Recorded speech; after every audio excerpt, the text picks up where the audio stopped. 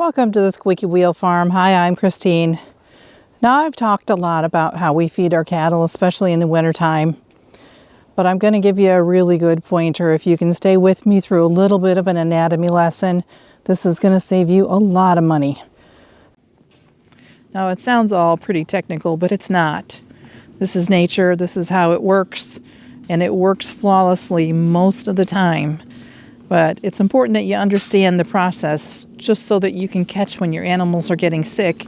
Because if you don't understand it, then you're not going to realize how to turn it around before it gets too bad and you lose an animal. Now, a little bit of a backstory. When we first got cattle, we only had 3 or 4 at a time. So it was really, really hard to find a vet that would come out in our area for just a couple cattle.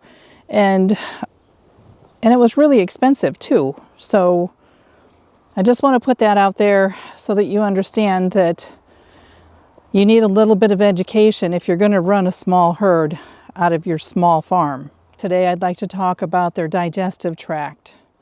Now for that, let's start at the very beginning. Now an adult cow has 32 teeth, very similar to an adult human. 32 teeth, that's what we have. But in cows, the important thing is 24 of them are molars, and they're in the back. So that's kind of why you see this sideways motion of them chewing their cud. And of the other 8 teeth, they're in the front, but they're only along the bottom. They don't have any teeth on the top in the front. Cows are herbivores. They eat plant material, which can be very stalky and have a lot of fibrous cellulose material that's very hard to break down. So they've got a long digestive process, much longer than ours. Now while they're chewing their hay or the grass from the pasture, they're adding saliva to that, which adds enzymes, which begins to break down the cellulose material. They'll swallow that down into the first part of the stomach, which is the largest part in an adult cow, and that is the rumen. I say largest because my cows are full-size cows, 12 to 1,400 pounds, most of them. And they'll eat, 40, 45 pounds of hay in a day. So that's a whole lot of fibrous material that has to get mixed with enzymes and bacteria and just start that floral process of fermentation. Now, when they first swallow the plant material down into their first part of their stomach, the rumen, it does a whole lot of churning and mixing and just makes this big sludge. And at that point, they will form little balls of cud that they'll burp back up and then chew it again and then swallow it again. And they'll do that multiple times a day before they can get it ground up enough to where it can be digested. And inside their rumen is a lot of, I think it's called papillae, where they're almost like fingers that helps to keep that stomach area churning and helps to mix that with the saliva and just make it a really loose material that can be fermented easily. Produces a lot of gas too, which is why the cows burp up their cud so that they can chew it again. From there, it goes to the reticulum, which is just a small pouch off of the rumen, and it's got kind of a honeycomb interior, which allows some of the smaller particles to filter down. That's how it separates the parts that have been chewed well enough and the parts that need to go back for another grind.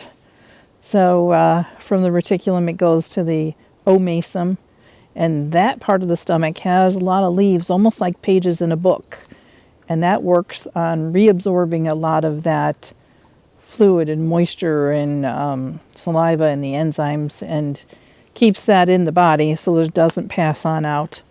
From the omasum, it goes into the abomasum. Now, a lot of the old farmers call this the true stomach, and it's most like a human stomach because there's actually acids in there which help to break down any of the food particles that are left. Now after it goes through the abomasum, it goes on into the the small intestine, where the nutrients are pulled out and a lot more of the fluid is pulled out, where it passes into the colon, forms stool, and then becomes manure as it's passed out of the animal.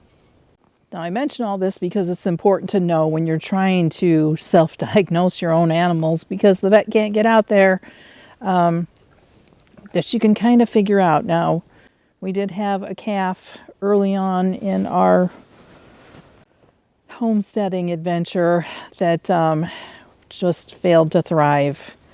If I remember correctly, it either had scours or pneumonia or something that we had treated with an oral antibiotic, and basically had killed off a lot of the natural flora that's in their rumen. And they just couldn't get enough energy, enough desire to eat. They just weren't doing well.